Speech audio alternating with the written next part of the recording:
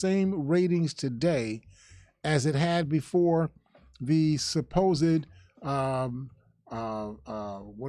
the word you use to, the shocking revelation that Sean Hannity and Tucker Carlson and Marie Bartoloma and all of these folks, these talking heads for Fox News, not only lied over and over and over again for years about what was going on with regard to the presidential election November 3rd of 2020. They not only lied about it and persisted to lie about it over and over and made their programs about the lie. They built their broadcast night in and night out about the lie, bringing people into their living room to come and hear them talk about the lie, doing this over and over and over again. We talk about this. We don't talk about the fact that the lies were so obvious. The reason why they continue to spread and why Fox News continues to have such ratings is because there is a high concentration of people in the United States, in the American public, who want the lie, who they don't just believe the lie, they want the lie to be the truth. They want to keep hearing Fox News saying what they're saying, because Fox News co-endorses the so-called critical race theory, objection, which is absurd. This is the Republican media machine simply taking something that they've heard that was being taught in law schools, generally in Ivy League universities like Yale and so on, and Harvard, taking something like that and putting a name on it, calling it critical race theory, and then spreading it out as if this is something that's being done in preschool and grammar school and high schools around the country, which is patently untrue. But they keep saying it. They keep saying it because they want to keep putting the boogeyman in front of the American public of the black person who is a part of the replacement issue that many people in this country seem to have in their head, that they're going to be replaced by minority people and so on. But it's even more than that when it comes to African people. It's the core virus that's inside of American people that just can't handle people being clear and objective and honest about what was done to African people in this country and continues to be done to African people in this country. They don't want to face that. So rather than face it, they would rather denigrate it and try to make it seem as if this is something that's illegitimate. That it's people who are just drowning in self-pity, and in self-victimization and so on. So that's another part of what we'll talk about today. And of course, we want to talk about women's history this month. We want to continue to elevate women's history in our own minds. It is, to me, odd. I was going to say inappropriate, but that's not the right word. But it seems to me that it suggests that we have a flaw in the way that we think as a community of people when we talk about women's history as if it's something different than American history.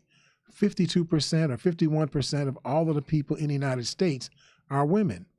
Therefore, 51 or 52% of all of the history of the United States is women's history.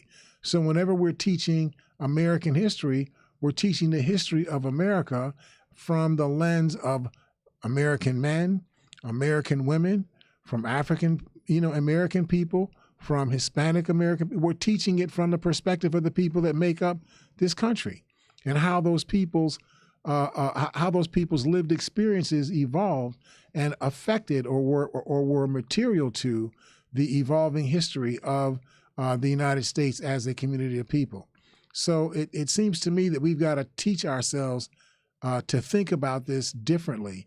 And if we think about it differently, we'll change the perspective that we have on the subject, and it'll become a much a broader subject that is taught universally in every construct of social studies, every construct of history, every construct of human behavior, and so on. So that's important that we want to try to talk about today. But let me go back to Lou Brock this Air Force pilot, lieutenant colonel in the Air Force, 55 years old, who actually joined rioters on the Senate floor of the Capitol building, not just a few minutes after former Vice President Michael Pence had been rushed out of the Capitol chamber. If he had been there a few minutes late, he would have been caught up by this mob, and no telling what would have happened, since the mob was in the hallway and in the foyer outside of the Capitol building, shouting, hang Mike Pence, hang Mike Pence. In fact, they built a gallows out in the parking lot across from the Capitol building with a hangman's noose on it, suggesting that they would use that as the vehicle to hang Mike Pence for the crime of reading the votes cast by the various states, declaring the Electoral College vote winners for each of those states. So if New York State had 26 Electoral College votes, and 26 of those votes went to Joe Biden, it would have been Pence's job to open the envelope and say, New York State, 26 Electoral College votes, 26 for Joe Biden, 0 for Donald Trump. I don't know if that was the breakdown. I'm just using that as an example. But that's what Pence's job was, period. He had no other job than to do that. You would hang him for that?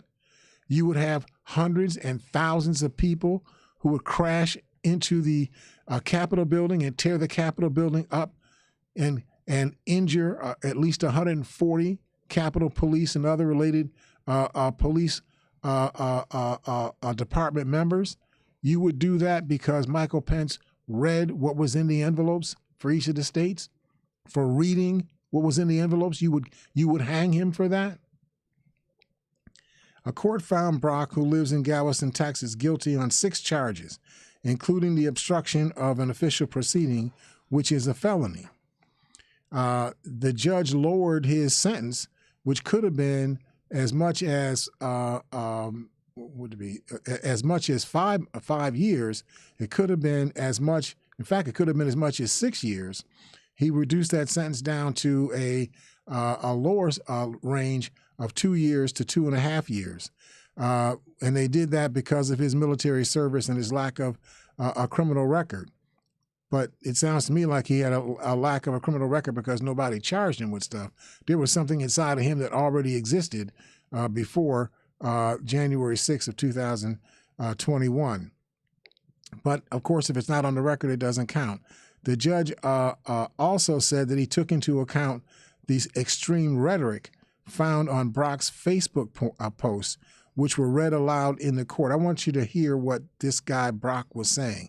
Now, I'm saying this, but don't think of this as just Brock saying this. Think about these words as him being the mouthpiece, Larry Brock's being the mouthpiece for tens and hundreds of thousands of Americans who seem to believe the same thing that he believed. Here's what he was saying. He said he spoke of a civil war after Trump's loss. He said we need to execute the traitors that are trying to steal the election. That includes the leaders of the media and social media aiding and abetting the coup plotters. This is what he wrote on his social media platform in November of 2020. He said, quote, no way in heck, that's not the word he used, no way in heck we should accept this rigged election. I think the Supreme Court needs to see if they don't act, that there will be blood. Now, he's implying that if the Supreme Court doesn't step in and overturn the election, even if that's not even possible, but Larry Brock being among the untalented people in this country who think that because they wish that something could just be because that's what they wish it to be, he thinks that the Supreme Court could just overturn the election and declare Donald Trump to be the winner of the 2020 election. So he says that, so he's implying this, that the Supreme Court doesn't do that, that there'll be blood. He's threatening blood in the streets, not just in the Capitol building, blood in the streets. In a post written on Christmas Eve, Brock stated, quote, "I bought myself body armor and a helmet for the civil war that is coming." He went through the Capitol building, going through the desks, as you heard in the soundbite. He sought to unlock a door that had been used by Pence during or shortly before the rioters came into the Senate chamber. He says that Brock was a part of, this is April Ayers Perez, a prosecutor, who said that Brock was a part of a larger mob that stopped the proceeding from taking place. The proceeding was the reading of the Electoral College votes that had been determined in each of the states in the November 3rd, 2020 election. That proceeding, which then allows the announcement of who had enough Electoral College votes from the election to be declared the winner of the presidency. Joe Biden clearly won, I think, 320 or so of the something, or 313 of the Electoral College votes. He only needed 271 to win, so he clearly won the Electoral College votes. Mike Pence's job was simply to open the envelopes and read the votes. And then whatever the vote said is what the vote said, period. But in addition to this 2-year sentence that Brock will have to serve, he's also going to have to serve, I think, 2 years of supervised release or probation following his time in prison, and 100 hours of community service. I think he got off way light for what he did. But clearly, if Brock's obstruction of the proceeding to ratify the Electoral College votes cast by the states, if that was a felony crime, then Trump's recruitment of imposters to claim that they were the elected delegates for their states and have them cast their states' votes for Trump was also a virulent obstruction of the joint session of Congress ratification proceeding. Clearly, that was a felony offense. Clearly, Trump's call to Raffensperger in Georgia, directly asking Raffensperger to create 17,801 votes in the Georgia state presidential election, was a corruption of the electoral process in open violation of the election law, and that was a felony offense. So it's clear that we're at an inflection point where a president has engaged in absolutely clear felonious conduct, corrupt conduct, open corrupt conduct, and continues to engage in that corrupt conduct, seeming to believe that if he just keeps barreling forward in more of the corrupt conduct, that he can recruit supporters in the public who will stand behind him and say, even though it was corrupt, we agree because we want him to be the president of the United States. I mean, just insanity. You know, we've got almost 2.5 years of the presidency of Joe Biden behind us. And what are you actually saying? You're going to go back and give Donald Trump the last 2 years and 8 months of Joe Biden's term? Is that what you're talking about? I mean, there's just no sense in what these people are saying. But Fox News is a part of this story. And as I've said many times before, and I repeat here, self-interest in the end is the only motivation that endures. I went to an article written by Jacob Shamsian. Fox News is unlikely to face pushback from professional journalism groups after court documents revealed that he lied to viewers. You would think that if people found that a news outlet openly lied to people, not just openly lied to people, but they built their news broadcast night in and night out for 2 years around trumping or pumping this lie out to people and then wrapping other things around that, wrapping things like this critical race theory we talked about, wrapping things like making so crazy this transgender obsession that so many of the Republicans seem to have. What are we talking about? How many transgender people are there on the planet? Why would this be an issue that requires, any more than a passing thought? What's the issue here? There are so few of those people. Why does it bother you to allow them to vote, to allow them to go to school, to allow them to get books, to allow them to play sports, to allow them to walk down the street? I mean, why is that an issue? Most of us don't even know a transgender person. Why is this even an issue to you?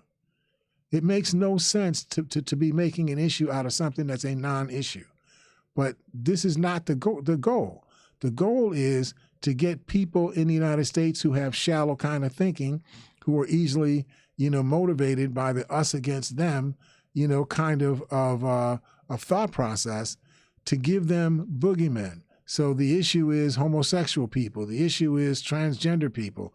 The issue is Black and brown people. The issue is women asking for too much, and so on. Trying to give people something to focus on, an enemy, somebody to hate, so that they don't focus on what makes the most sense. What makes the most sense is, how in the world did we get into a position where banks in this country are failing after all of the structures that were put in place as a result of the crash the last time the Republicans had, the time before that the Republicans had control of the government during the Bush administration. As a result of that, the Dobbs legislation was put in place to ensure that somebody was paying attention to these banks, making sure that if the banks are operating in a way that is unsafe, that is unsound, that gets caught early enough that something can be done about it, so that it doesn't end up corrupting it doesn't end up corrupting the banking system itself. And so that's what did we have a caller hang on there? All right, corrupting the banking system itself. That's a core issue that we should be talking about. The fact that we spent, 5,000 lives and Lord knows how much money, maybe $2 trillion of money, fighting a war against a country that had not done anything to the United States. The Iraq War, the 20th anniversary of the Iraq War, I think, is today. The fact that we are not talking about that, but we're talking about whether or not some transgender child got to use a unisex bathroom. That's what we're focused on.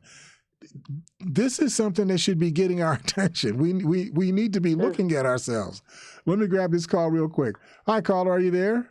There's only one reason that they bring up gay and transgender issues, and that is to separate people, to make gay people, to make black people, to make poor people the other. I so agree. If we're talking about the other, right, this separates people. Yep. And what it also does is, believe it or not, this other people brings in advertising money for Fox. I'm going to sell more Babbo. I'm going to sell more toothpaste.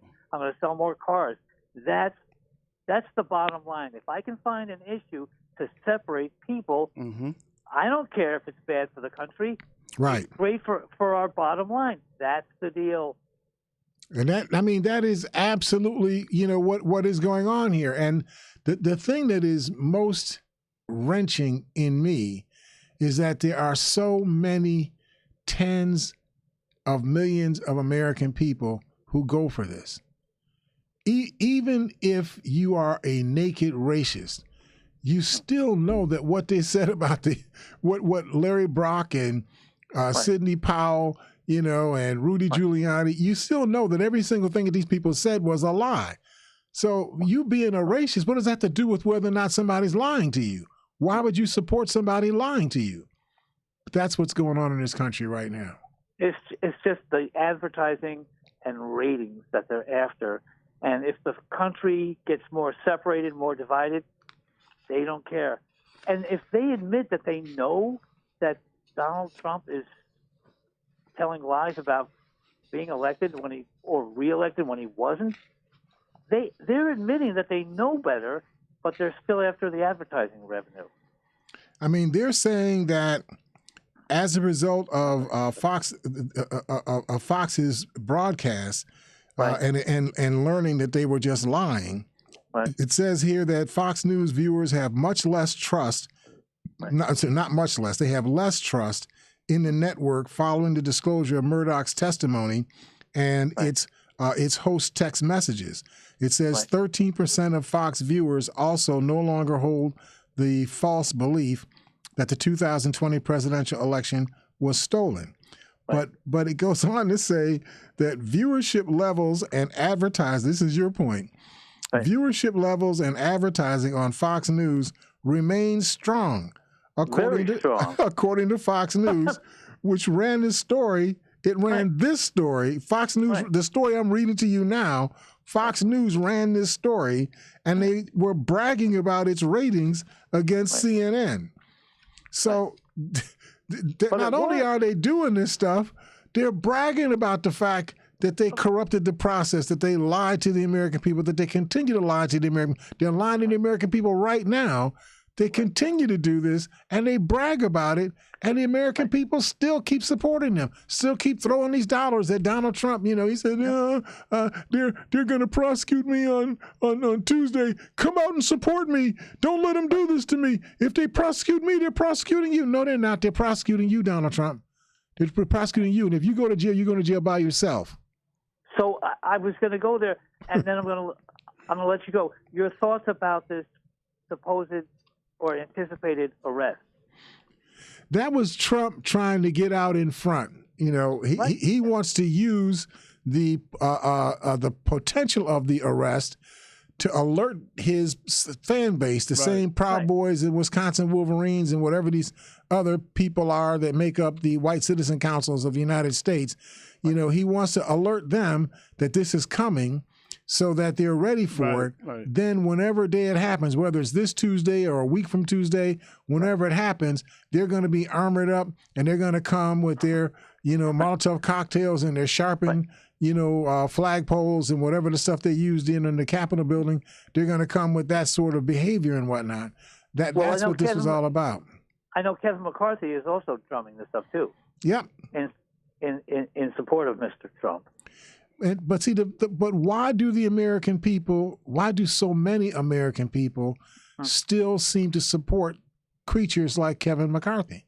Why does that? Why does he have any traction at all? The man shows no integrity, has no courage.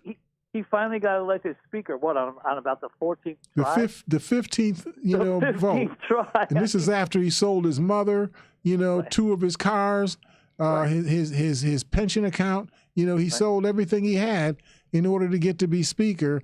And now every time somebody asks him a question about something, he says, well, I didn't see that. When they gave Tucker Carlson, 44,000 hours worth of videotape of the Capitol insurrection.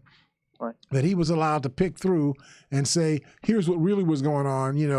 They were just sightseeing and taking pictures, of iconic spaces and so on in the Capitol building, when that made up like a tiny piece of what the video actually showed. But he got away with this.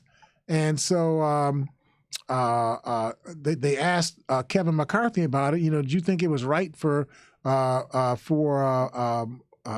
was it that gave the tapes to I forgot the name now. They gave the tapes to Kevin McCarthy, but did you have it in your head?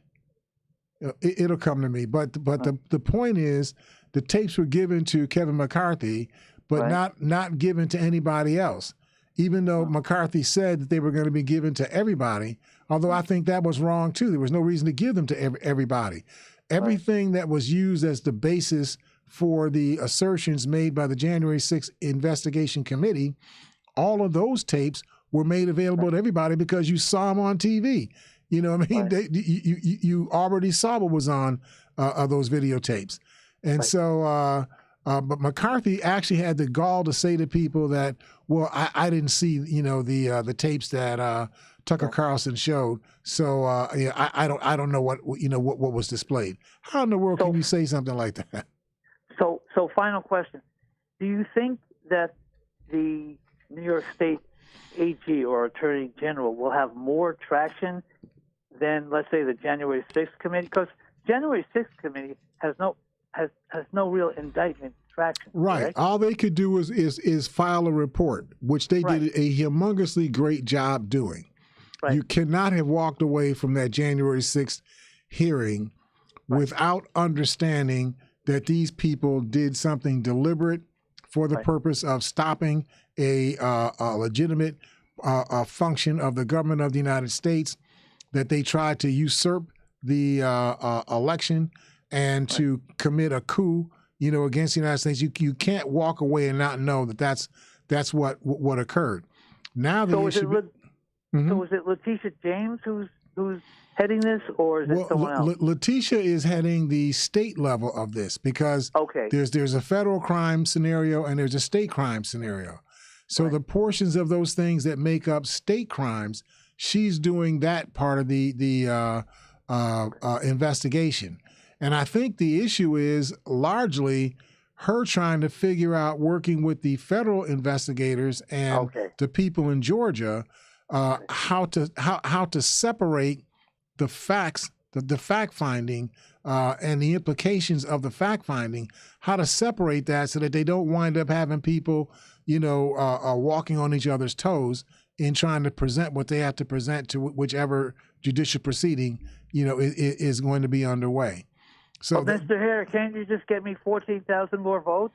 I was thinking about that, but it was actually 17,801 votes, and you still owe me, 3,801 one of those votes. Okay.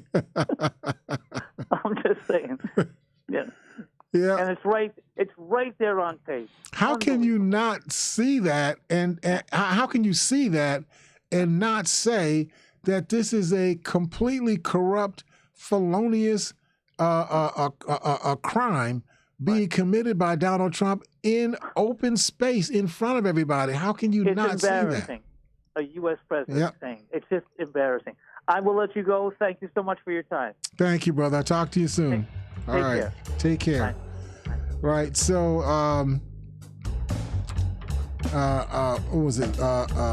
Oh goodness, I got lost in my thought. But one of the pieces that's talked about here in this article is that no responsible journalist or news organization would intentionally mislead their audience into believing that something is true when they know it isn't. This was said by Clara Reagan, who is the national president of the Society of Professional Journalists.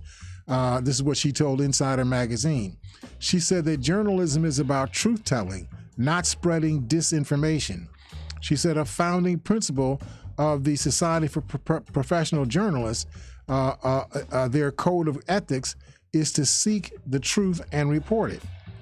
All that being said, the White House Correspondents Association nor the Society of Professional Journalists are member organizations. They are essentially accrediting organizations. There is no membership to strip, no legal accreditation to lose.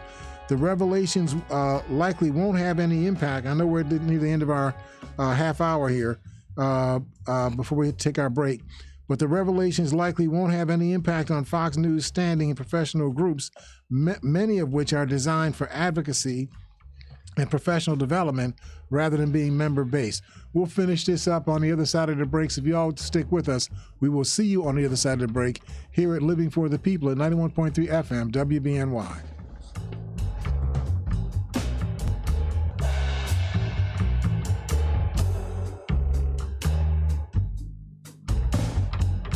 To protect his home and family from disaster, Steve used courage, wisdom, and his camera phone. That should do it. Way to go, Steve! By simply taking digital pictures of his family's important documents, Steve can always have them stored safely online, no matter when disaster strikes. Learn other simple ways to protect your home and family before a natural disaster at ready.gov. That's ready.gov. A message from FEMA and the Ad Council. 91.3 FM WBNY is proud to present Democracy Now! With Amy Goodman. Welcome to Democracy Now! Award-winning investigative journalism. Is the NRA imploding? Providing relevant analysis that makes you think. Secret State Department documents, including evidence of U.S. war crimes. Fact-finding reports you will not hear elsewhere. Democracy Now! Airs Monday through Friday, 8 a.m. on 91.3 FM, WBNY, Buffalo.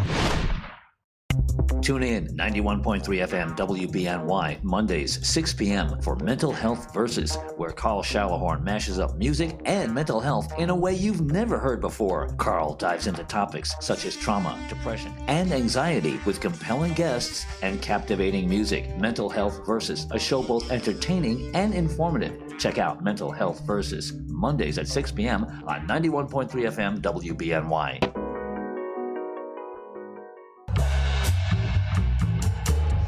All right, welcome back to Living for the People. This is L. Nathan here, your host. We're here with Willie H., who does the live streaming of the program. Welcome back, Willie. Welcome, everybody, to Living for the People with L. Nathan here. And just finishing up on this issue with Fox News, which is not taking the kind of hit that they should be taking for what they have done to the United States. It's hard to put it in the right context, because we say that this is what Fox News did to people in the United States by feeding them these lies, but it doesn't take American citizens off the hook for believing those lies, even though you knew that what was being said didn't make an ounce of sense. You saw things that were telling you that these things didn't make sense, but you believed these things anyway. So Fox News defamed.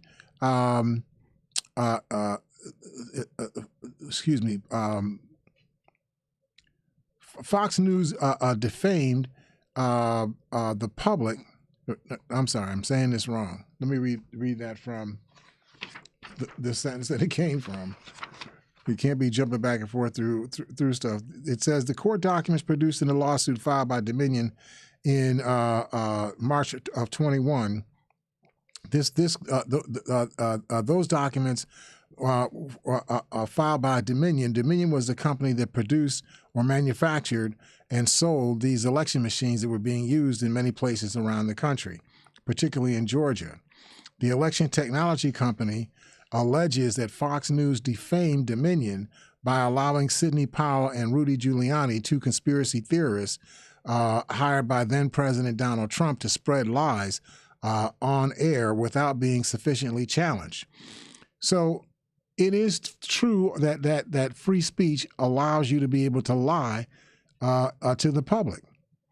But if you're a news agency and you state something as if it is a fact on a station, you have a responsibility to either say that you're not asserting this as a fact, you're asserting that somebody else is telling you that this is a fact, that you can't take responsibility for the factual nature of this thing because you haven't had an opportunity for you to fact check it yourself. You're just saying that Sidney Powell is saying this, or Tucker Carlson is saying this, or somebody is saying it, but you're not saying that you as Fox News are saying it. That would be your responsibility. Or the more responsible thing would be for you to go check it out. Is it actually possible that Dominion was producing voting machines where you could touch something or flip something and change the votes from Joe Biden to Donald Trump or from Donald Trump to Joe Biden? That's your responsibility as a news organization. But they didn't do that. Fox News and its parent company, Fox Corporation, have denied wrongdoing, saying that its employees fairly reported on explosive allegations about election fraud made by the sitting president.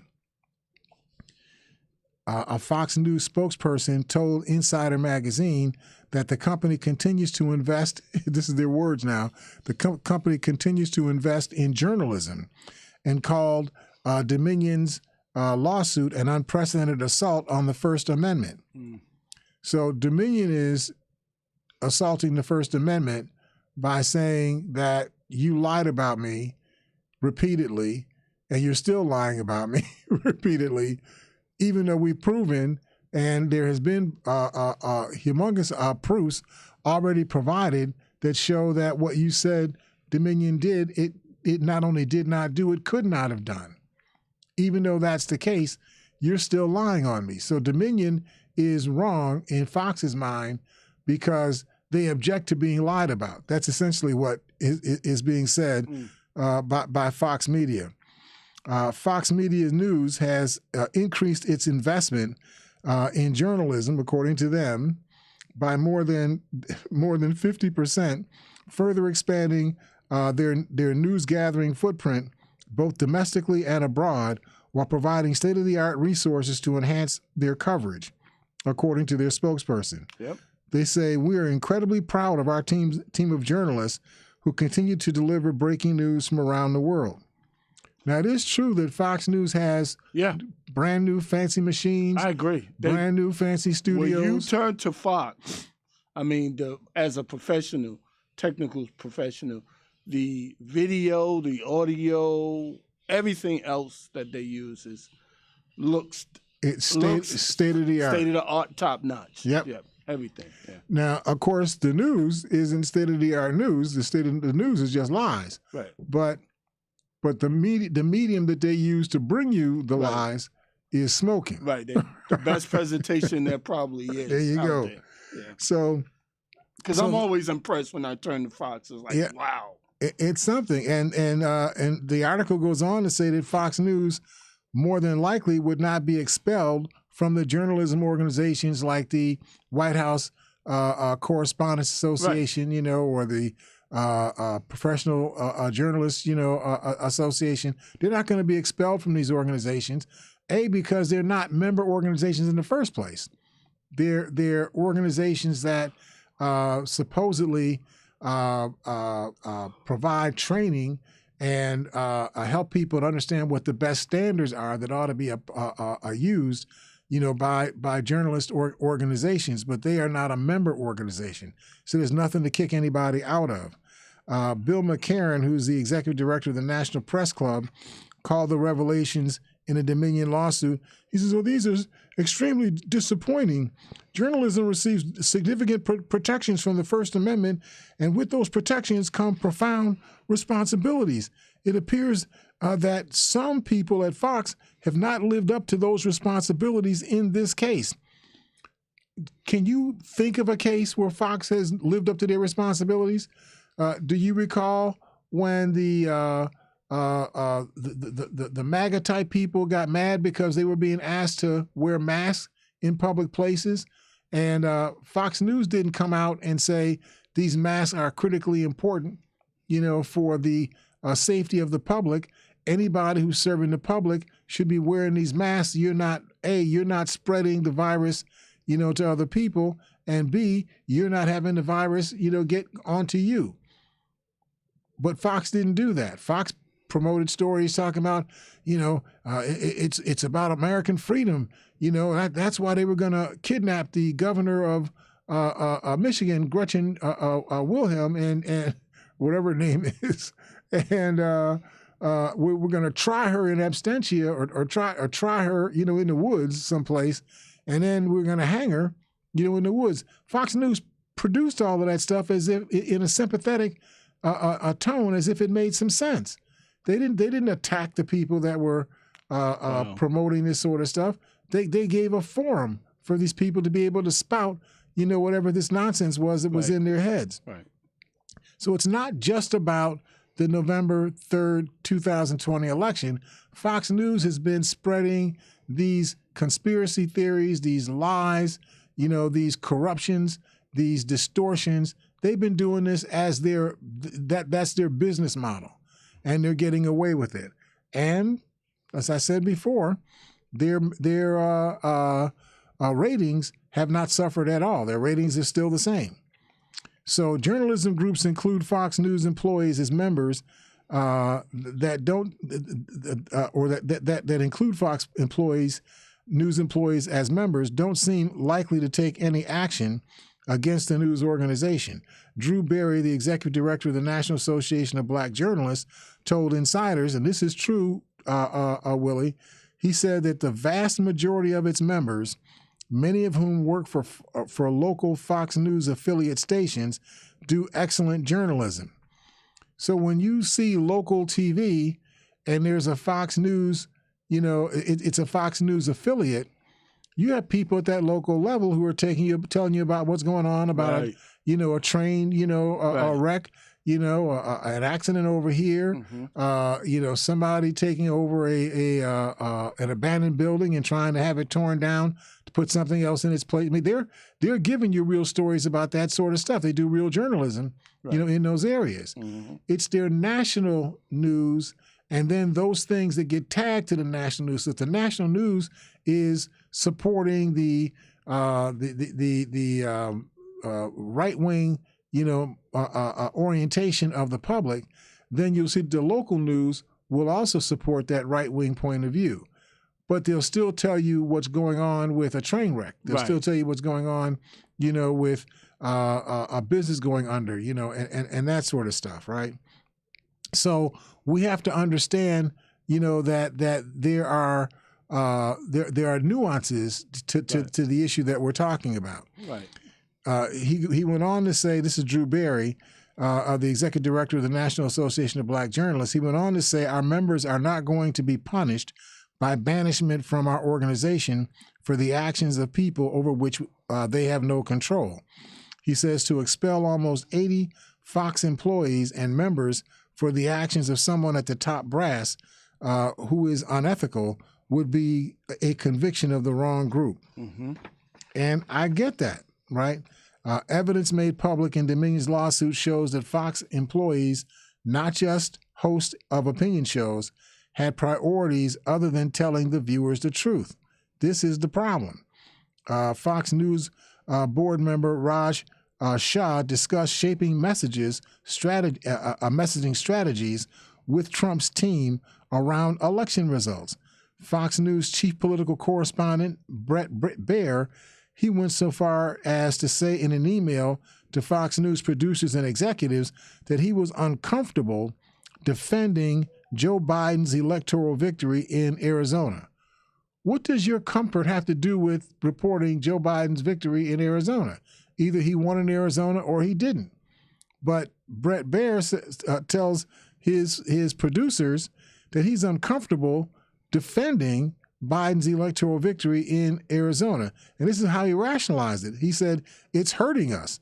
The sooner we pull it, the report about Arizona going to Joe Biden, the sooner that we pull it, even if it gives us a major egg, he says, and we put it back into Trump's column, the better off we would be. So he said it would be better off for us to lie and say that Trump, won Arizona, or to lie and say that it's still up in the air. We don't, is too close to call or whatever, rather than say what they already knew to be true, because the truth is not something that the Fox News organization is interested in. It's messaging to the audience that they have become affiliated with, that they get their advertising dollars from. The very thing you said a little bit earlier. Questions beyond do you cover the White House aren't relevant to determine membership when journalists apply every year for the White House Correspondents Association. There are left-wing politicians, there are right-wing publications, there are right-wing publications, there are government-owned publications, there's the Voice of America, there's foreign news organizations. So he says it's a broad spectrum, and we have to accommodate everybody. The rare exception for deploying consequences against members, according to this former member of the White House Correspondents Association, he said, is when they affect the safety of other members, such as when a reporter from One America News, which Dominion is also suing over conspiracy theories, that One American News was taken out of the White House Correspondents Association rotation for refusing to abide by distancing measures at the height of the coronavirus. So that was important. You know, this guy wouldn't stay 6 feet away from other people, you know, at the White House. You can't stay. But lying to the American public over and over and over again in every broadcast of your nightly news, building your news around the lies, that's okay. Right. You know, because that's freedom of speech. So there's much more on this, but I wanted to just take a little bit of a swing towards women's history before we get done with today's program. We're going to try to use every program this month to talk about women's history. I went to an article entitled Unsung Heroes, the Story of America's Female Patriots. And what it's a 2-hour, 2-part documentary produced by, I know you guys know the name of Ron Howard, who was Opie, right? Exactly. But he's like a world famous, you know, renowned, many times awarded. Yeah. You know, he got the Sundance Award, the Emmy Award, Image Award, everything you can possibly think of. Yep. He's gotten. He's a big baller. He's the guy. And at the heart of the unsung heroes are the powerful firsthand accounts of women who have lived the story. They include Admiral Michelle Howard, General Ann Dunwoody, two of the highest-ranking women in the history of the American military, Sergeant Lee Ann Hester, the first woman to earn the Silver Star for heroism in combat, Mildred Manning, who is the last surviving female POW from World War II, and the Lieutenant Colonel Nicole Malachowski, who was the first female Thunderbird pilot, Captain Beverly Kelly, who is the first woman to command an American warship, Deanie Parrish, who is one of the last surviving World War II era WASP. I guess WASP is World.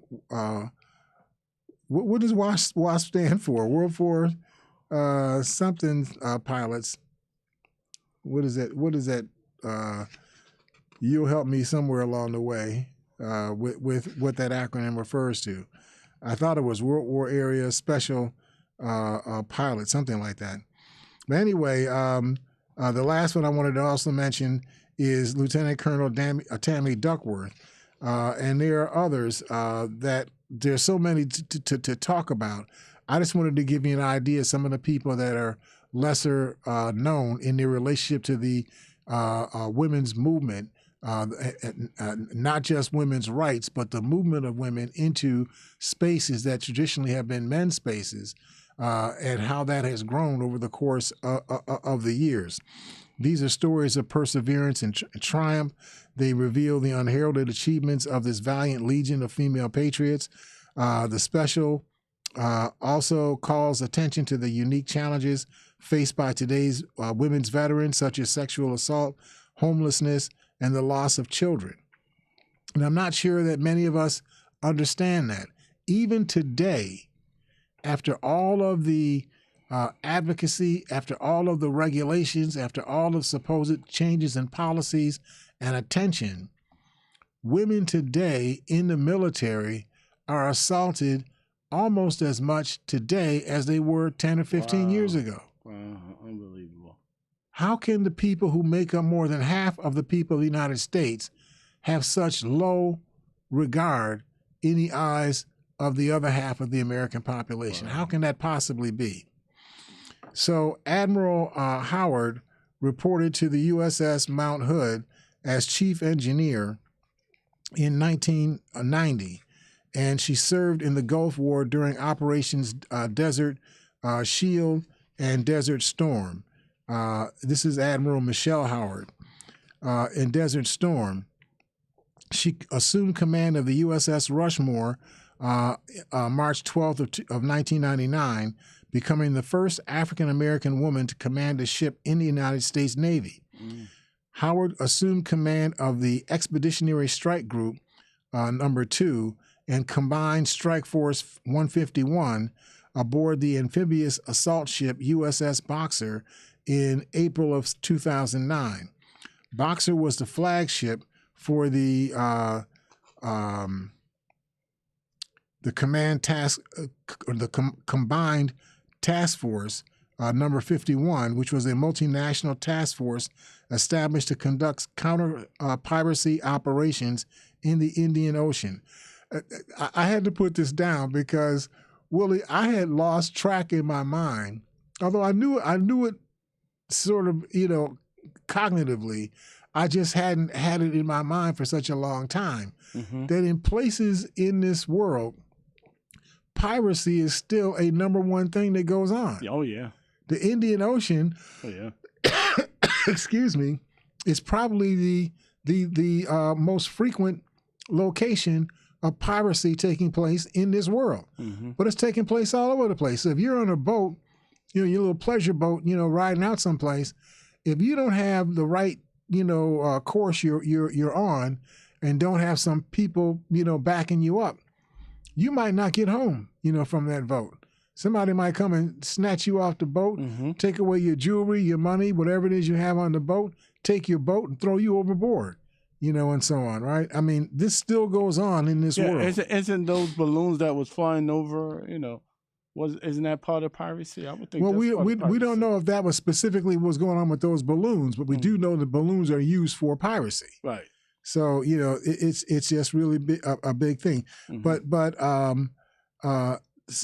Admiral Howard also played a key role in the rescue of Captain Richard Phillips, who was kidnapped by the Somali pirates and became a major. His being kidnapped and being rescued became a major motion picture film.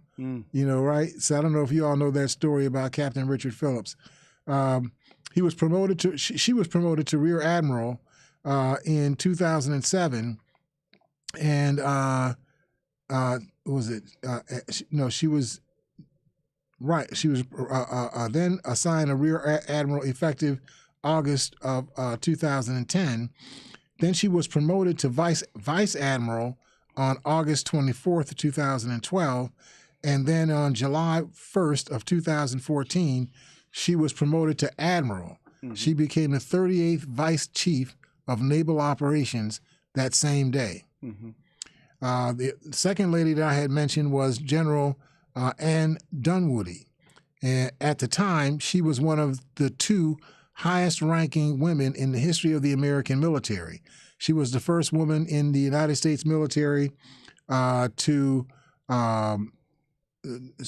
first woman in the United States military and uniform service history to achieve a 4-star officer rank, receiving her 4th star on November 14th of 2008. In 2005, she had become the United States Army's top-ranked female when she received the promotion to Lieutenant General, which gave her 3 stars, and she became the Army's Deputy Chief of Staff in logistics. She was nominated as Commanding General, United States Army Materiel Command by President George W. Bush on June 23, 2008, and confirmed by the Senate 1 month later. She served in that capacity until August 7th of 2012 and retired from the Army in a little bit later in that year, a week after that. Sergeant Lee Ann Hester, who was the first woman to earn the Silver Star for heroism in combat, she was a U.S. Army National Guard soldier. While assigned to the 617th Military Police Company, a Kentucky Army National Guard unit out of Richmond, Kentucky, Hester received the Silver Star for her heroic actions on March 20th of 2005 during an enemy ambush on a supply convoy near the town of Salman Pak in Iraq. Hester is the first female U.S. Army soldier to receive the Silver Star since World War II and the first ever to be cited for valor in close quarters combat. Then there was Mildred Dalton Manning, along with 6 dozen other nurses. She was held captive by the Japanese for almost 3 years. The group became known as the Angels of Bataan and Corregidor. She died in March of 2013 at the age of 98. So being a prisoner of war didn't limit her longevity, did it? a native of Georgia, Manny was serving in the Philippines when the war broke out. In 1942, after treating wounded soldiers in the jungles of Bataan and in the underground hospital on the island of Corregidor, she was taken captive during heavy bombing by the Japanese. In 1945, American tanks rammed through the gates of the facility where the women were being held, and she was liberated from the camp. Then there was Lieutenant Colonel Nicole Malachowski. In 2011, she took command of the 333rd Fighter Squadron at Seymour Johnson Air Force Base in North Carolina. In September of 2015, she returned to the White House to become the executive director of its Joint Forces Initiative for supporting veterans, service members, and military families. She was medically retired from the U.S. Air Force in 2017 after attaining the rank of colonel. She was inducted into the National Women's Hall of Fame. Then there was Captain Beverly Kelly. Following graduation from the University of Miami with a bachelor's degree in mathematics, she enlisted in the United States Coast Guard in '76, attended Officer Candidate School in Yorktown, Virginia. After graduating, she received her commission as an ensign. During her distinguished 30-year career in the service of her country, she earned 3 Meritorious Service Medals, 3 Coast Guard Commendation Medals, 2 Coast Guard Achievement Medals, Commandant's Letter of Commendation Ribbon, 2 Joint Meritorious Unit Awards. That's why she's on this list, right? 2 Coast Guard Unit Commendations, 5 Coast Guard Meritorious Unity Commendations, and Humanitarian Service Medal, and several other personal and unit awards. She's everything that you would look for a woman exemplar of women in their role in the U.S. military. Deanie Parrish, in 1943, she applied to and was accepted into the Women's Air Force Service Pilot Program. That's what the WASP stands for, Women's Air Force Service Pilot. Service. Right. Women. Okay, Air Force. And it's designed to train women to fly military aircraft in non-combat situations. You know, I forgot to mention earlier, I couldn't remember who gave Tucker Carlson those videos. That was Kevin McCarthy, who gave the videos, because he had become the Speaker of the House, and therefore he legally had the authority to be able to ask for copies of those videos, and he got them, and he's the one that gave them to Tucker Carlson. I forgot to mention that before. But just going back, are we that far into the program? Okay. So Deanie became an inspirational speaker, sharing stories about the Women's Air Force Service Pilots Program. She created a traveling Fly Girls exhibit for the Women's Memorial in Washington, D.C. She and her daughter Nancy were inducted into the National Women's Aviation Pioneering Hall of Fame. I really can't go much further, but Tammy Duckworth, who I hope that you all know, a junior senator for the United States from Illinois, a member of the Democratic Party. She represented Illinois' 8th Congressional District. She was a combat veteran. She served as a U.S. helicopter pilot. In 2004, her Black Hawk helicopter was hit by a rocket-propelled grenade fired by Iraqi insurgents. She lost both legs and some mobility in her right arm. She was the first female double amputee from the war. She was awarded a medical waiver to continue serving in the U.S. Illinois Army National Guard for another 10 years until she retired.